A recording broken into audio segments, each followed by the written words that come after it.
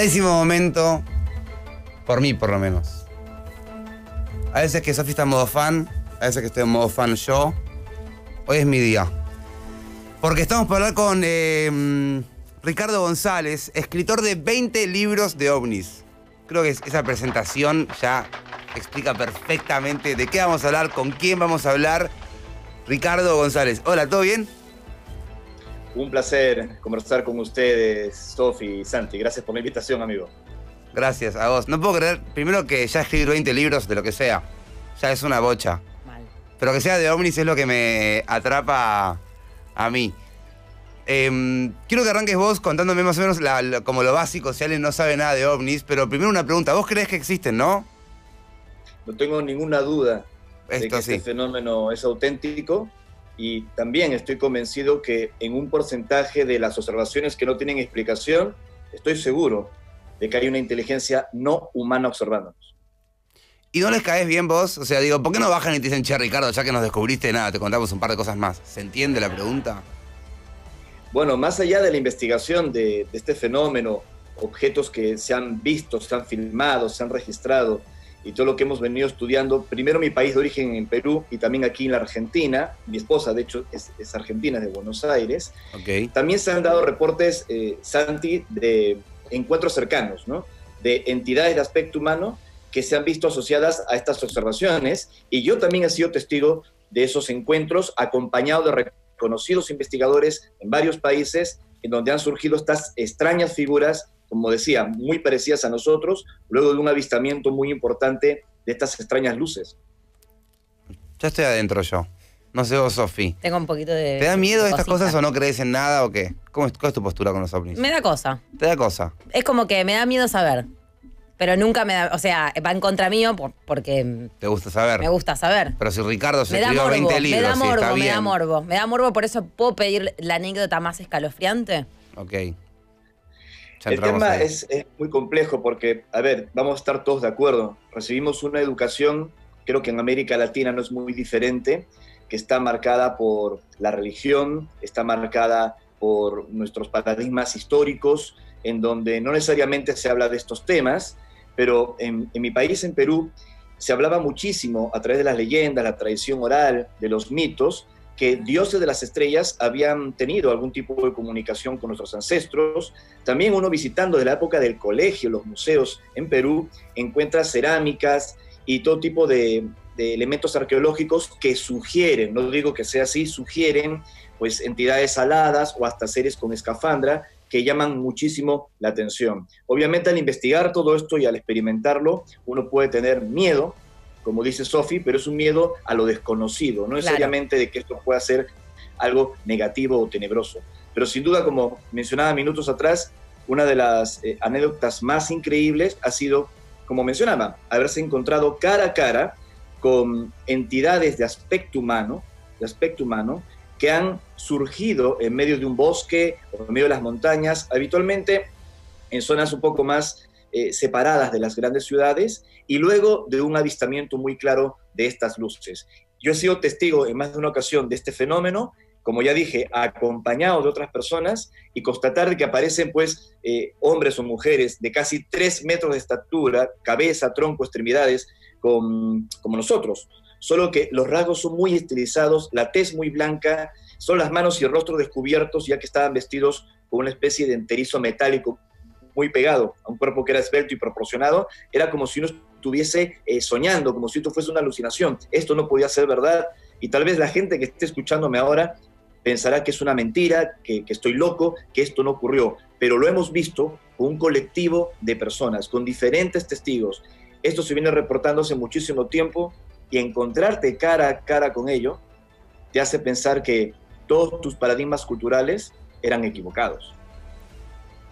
¿Cuándo empezaron tus ganas de hacer estas investigaciones? O sea, entiendo que hay algo en la crianza, en esto que vos contás, en todos los mitos, en toda la historia que hay alrededor de la cultura en Latinoamérica y en Perú particularmente, pero ¿cuándo decís, quiero saber un poco más, quiero ir más allá? Cuando fui testigo, porque una cosa es tener mente abierta, los que crecimos en culturas ancestrales, que tienen muchísima información, y otra muy distinta, pues presenciarlo. Yo conozco muchos casos hasta de militares, pilotos de guerra, que se burlaban de este tema hasta que les tocó enfrentarlo.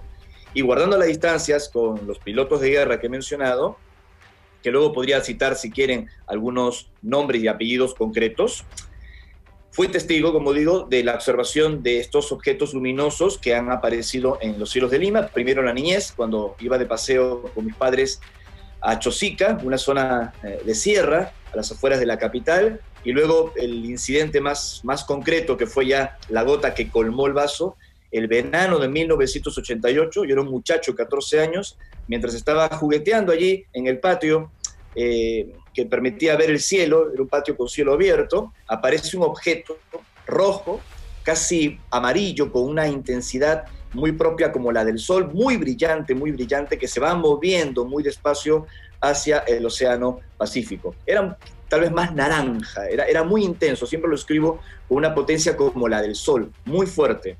Y dije, no puede ser un objeto que brille tanto como el sol y que no emita ruido alguno, viviendo yo muy cerca del Aeropuerto Internacional Jorge Chávez de Lima. Y a los pocos días, esto siempre lo he contado en los medios, la prensa de Perú hablaba de una intensa oleada de observaciones de ovnis en el país. Así que no solo yo había observado aquello, y ahí descubrí que el término ovni no era un término lírico, fantasioso, sino militar, creado por Edward Ruppel de la Fuerza Aérea Norteamericana en los años 50 para justamente definir qué cosa estaba pasando en sus cielos. Un enigma que continúa hasta hoy. Eso fue el caldo de cultivo para mi posterior investigación de este asunto. ¿Qué pasó cuando hace poco el Pentágono reveló un par de videos de ovnis? Veo que estás informado, Santi. Siempre. Sí. Bueno, hubo unos ejercicios militares de combate con la Marina estadounidense y bueno, estamos viendo las imágenes en este momento. Los pilotos de guerra lograron captar objetos que se llegaban a mover a unas velocidades supersónicas. David Fravor, uno de los pilotos, dijo de que esto no podía ser humano en su interpretación. Esto no es ninguna prueba de nada, porque esa tecnología era muy ajena a la que nosotros conocíamos. Sin embargo, estos registros, uno de ellos muy particular que viene del 2004, recién estallaron en los medios en el 2017, gracias a Tom DeLonge, que seguro ustedes lo conocen. Él es cantante de Blink 182, ¿lo recuerdan? Esa banda de rock norteamericana. Claro que sí. Y él se lanzó a investigar el fenómeno ovni con una organización que creó y luego vinculándose con servicios de inteligencia en Estados Unidos. Luis Elizondo, agente de inteligencia, dirigió un programa del Departamento de Defensa de los Estados Unidos.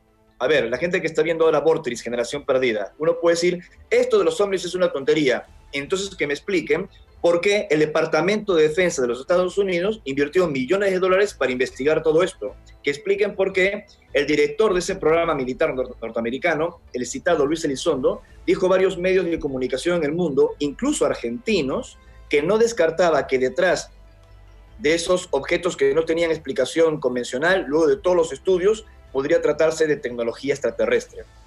Diríamos que el tipo está chiflado, que está delirando. Un militar que dirigió, lo vuelvo a subrayar por si alguien se despistó, una investigación científica y militar del Departamento de Defensa de los Estados Unidos, y después dicen que esto son tonterías ante que nos encontramos, ¿no? Pero, o sea, digamos, ¿ningún humano sabe sobre esto? ¿Por qué está toda la teoría de que el gobierno de Estados Unidos sabe y no quiere contar, y el Área 51 y demás? En realidad hay muchas potencias que están al tanto de esto, no solo los Estados Unidos. Yo he tenido la oportunidad de entrevistarme con algunos pilotos de guerra, entre ellos Marina Popovich, que no es norteamericana, ella falleció. Ella fue piloto de la Unión Soviética, la primera mujer en romper la barrera de sonido en 1964. Y ella me comentó a boca de jarro, en una reunión que sostuvimos en mi país, en Lima, en el marco de un congreso de ovnis, que su país estaba muy al tanto de estas observaciones, que sabía de que estas cosas estaban sucediendo, que sabía su país que había una inteligencia extraterrestre detrás, pero que tenían la política de no hablarlo públicamente para no generar pánico en la gente. Eso lo dijo Marina Popovich, ¿no? Coronel de la Fuerza Aérea de la ex Unión Soviética. No lo dijo un perico de los palotes. Hay mucha gente que sabe de esto, Santi, astronautas, científicos, militares, pero obviamente no se atreven a hablarlo públicamente, salvo algunas honrosas excepciones, por temor a los ataques, por temor a los escarnios, por temor a la burla y también por perder sus credenciales, su reputación o que sean perseguidos. Y no exagero, no exagero. Pero digo, ¿no estamos todos de acuerdo que todos queremos saber si hay vida en otro planeta? Yo creo que estamos todos pendientes que las entidades científicas oficiales den un golpe en la mesa y digan, bueno, se acabó la fiesta, realmente siempre supimos que esto es verdad, hay vida inteligente, no posibilidad de vida, ¿vale? Porque nuestra galaxia, donde vivimos nosotros, llamada Vía Láctea, tiene más de 100.000 millones de estrellas, la misma cantidad de las neuronas que tenemos en el cerebro, aproximadamente. 100.000 años luz de diámetro. Y hay millones de planetas Tierra, cientos o miles de millones de planetas Tierra, como recientemente concluyó un estudio científico de la British Columbia de Canadá. Así que lo raro no sería que haya vida en el universo, en esta región. Lo raro sería, Sofi, Santi, que estuviésemos solos. Es una locura, es un mar de estrellas, un mar de posibilidades. Y yo creo que más allá de esa posibilidad matemática que oficialmente aceptan los científicos, algunos saben, reitero, que hay civilizaciones inteligentes. Es más, en ese estudio de la British Columbia, por estadística, los científicos llegaron a la conclusión que como mínimo, además de los 6.000 millones de planetas Tierra que deberían haber en la galaxia, podrían existir como mínimo 36 civilizaciones inteligentes en esta galaxia. Es una cifra que yo creo que se les ha quedado muy corta, pero ya el tiempo... Por conocerlos a todos. Sí, no sé. ¿Serán buena onda? ¿Serán buena onda? No sé. ¿Y decís que hay vida inteligente parecida a la humana en otros lugares? Tenemos la convicción, quienes hemos investigado y experimentado este increíble y enrevesado fenómeno, de que hay vida inteligente, no solo en este rincón del universo en donde estamos, sino que esa vida inteligente no humana podría haberse infiltrado en nuestra historia, estar entre nosotros hace mucho tiempo. Es decir, cuando se habla de reportes de encuentros cercanos y de contactos que han inspirado películas maravillosas como Encuentros Cercanos de Steven Spielberg, si se acuerdan, ustedes están más muchachos, pero a fines de los años 70 esa película fue todo un boom y sigue siendo una película de culto. Pero esa película fue asesorada por J. Allen Hynek, astrónomo norteamericano, asesor de la Fuerza Aérea sobre estos asuntos, e inspiró a un veinteañero Steven Spielberg para hacer ese documento histórico de lo que son los encuentros cercanos. Es decir, que cuando hablamos de civilizaciones inteligentes extraterrestres, aunque no hay un pronunciamiento oficial de la ciencia, aunque esto se considera que es una barbaridad y todo lo que quieran, pero a través de investigaciones íntimas, no oficiales, donde también hay científicos y militares involucrados, se sabe que esto está ocurriendo y que está sucediendo hasta el día de hoy. Ocurrió en el pasado, digo, no entiendo por qué historia, sí, y sigue sucediendo hoy. Si no los conocemos y no nos conocen, bueno, nada, es como cada uno en la suya hasta que nos crucemos, pero si ellos supiesen que estamos acá, ¿por qué no vienen y nos dicen hola? Bueno, de hecho pasó. Pero a mi ellos caso no solo saben que estamos aquí, Santi, están, en mi opinión, escuchando este programa. Nosotros. Si no se muestran abiertamente, y públicamente, es porque están siguiendo un protocolo de observación no participativo, donde están aguardando que nuestra humanidad esté lista para un shock de civilizaciones. Te lo digo como peruano. Hace 500 años, cuando vivimos la conquista española, esto generó un impacto tremendo que afectó por siglos a nuestra cultura en el Perú. Cuando viene una cultura diferente, con otros conocimientos muy distinta, otra puede ser absorbida o puede sufrir ese shock de civilizaciones. La conquista española en América es un ejemplo. Lo vivimos nosotros o nuestros ancestros en el Perú. Ahora imagínate si la humanidad se encontrase ya oficialmente, ahora mismo, que estamos lidiando con una pandemia, con todas las teorías e hipótesis que hay al respecto, con países empobrecidos, con deudas, con un montón de problemas que estamos afrontando, tener que encima añadirle a ello un contacto oficial con una civilización extraterrestre que incluso nos podría decir cosas como que ellos aparecen en nuestros textos sagrados, los ángeles en carros de fuego mencionados en la Biblia fueron ellos, que los grandes seres que contactaron a nuestros antiguos chamanes, que dieron información para que nosotros hiciéramos grandes cambios en nuestra sociedad o hasta en la agricultura y un montón de cosas, como cuentan los mitos, las leyendas, que efectivamente fueron ellos. Si nos traen una tecnología y nos dicen, olvídense del petróleo, con esta tecnología van a prescindir del carburante fósil, ¿qué pasaría con los grandes intereses económicos en la energía convencional que utilizamos en la humanidad? Si nos sugieren que por su cultura, su civilización, deberíamos vivir en un mundo sin fronteras, ya no habrían guerras. Y al no haber guerras, no haber fronteras, tampoco habría deuda externa, porque nadie le debería a otra nación. Es decir, el contacto extraterrestre cambiaría completamente nuestro esquema de vida y tenemos que estar preparados. Claro, pero yo no digo que vaya un extraterrestre en la CNN y diga, hola, pero a mi casa, a la tuya, digo, cosas más privaditas con gente piola que no tiene mucho poder. ¿Se entiende? Hay mucha gente que ha vivido estas experiencias.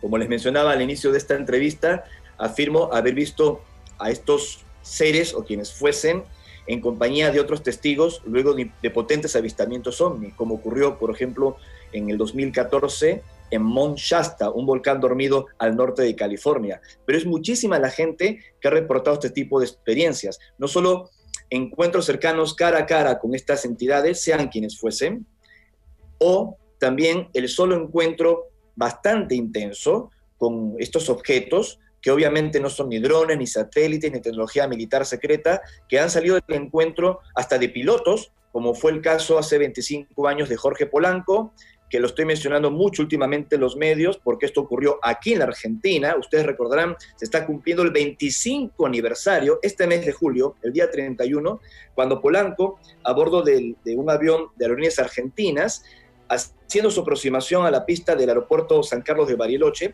observa un objeto encendido en 3 luces, como lenticular, pero encendido en 3 luces, con una verde en el medio, que se acerca a velocidad, se coloca a solo 100 metros de la aeronave, luego hace un ángulo violento, se pone al lado en paralelo, un avión Cheyenne de Gendarmería Nacional Argentina también lo observa, la torre de control lo reporta, se armó, como dicen ustedes en Argentina, un quilombo con esto. Nosotros justo no decimos, pero sí, un problema. Perdón, es muy larga la historia, es muy larga. Un bardo. Y la NASA, tuve que aprenderlo, mi esposa es de Buenos Aires. Perdón. ¿No? Perdón, ¿y la NASA? ¿Cómo se la complicamos a los extranjeros?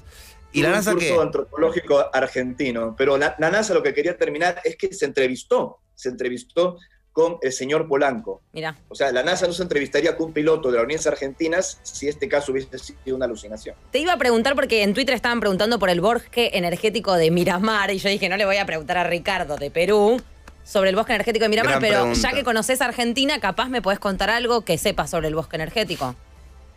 Me han llegado referencias, no he investigado ese asunto. Hay muchos lugares de contacto, de poder en América que fueron conocidos por nuestros ancestros, y a veces hay ciertos lugares, sobre todo ocurre con los bosques, ¿no? Porque los árboles son como antenas que, de acuerdo a viejas creencias chamánicas, canalizan energía, ¿no? Y ya me han hecho referencia que en los bosques de Miramar se han visto luces por la noche y que algunas personas han experimentado, pues, como sensaciones de estar acompañados, como que alguien les observa. Pero no lo he investigado in situ, pero esas referencias tengo. ¿Es verdad que el Uritorco es como el shopping de los ovnis, como que ya no va nadie porque está tan pegado? Hay como barbería para extraterrestres, birrería artesanal para extraterrestres. Como que ya el Uritorco, ya los ovnis no van porque van todos los turistas a esperarlos y sacarles fotos. Bueno, estamos haciendo esta transmisión desde mi despacho en Capilla del Monte, vivo con mi esposa al pie del Cerro Uritorco.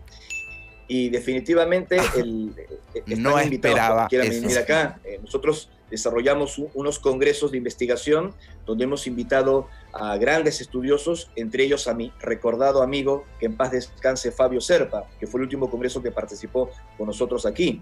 Y como bien lo dijo en su momento mi querido Fabio, el Uritorco es como el ícono del misterio en la Argentina, y no por accidente, ya que en este lugar desde hace siglos atrás se han reportado avistamientos de estas luces a las que ya hemos hecho referencia, pero también hay un culto ancestral que no solo atañe a los comechingones, sino a otras culturas más antiguas de esta región de Punilla, en las sierras de Córdoba, que habrían tenido contacto con otras realidades, eran chamanes, y solo examinando los pictogramas que se encuentran en Cerro Colorado, uno se da cuenta que tenían una profunda devoción por lo místico, por lo sagrado.